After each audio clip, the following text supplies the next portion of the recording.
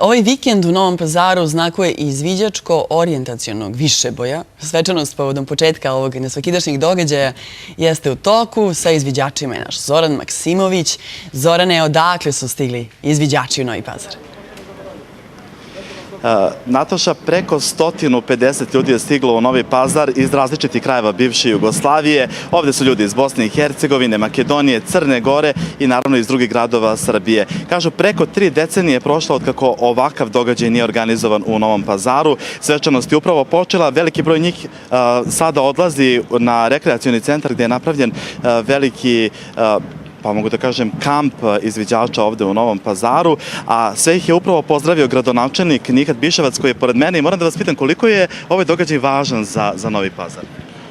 Pa sigurno da ima izuzetnu važnost jer ovo je, kao što ste rekli, posle 32 godine da se jedno međunarodno takmičenje izviđača koje se dešava upravo u našem gradu, da ima za cilj upravo da promoviše izviđački pokret i izviđače, a upravo oni su ti koji promovišu prave vrednosti, razvoj prave vrednosti, prijateljstvo, toleranciju, razvoj veština koji doprinose za razvoj mladog čoveka koji će sutra doprineti razvoju zajednice, lokalne zajednice i društva.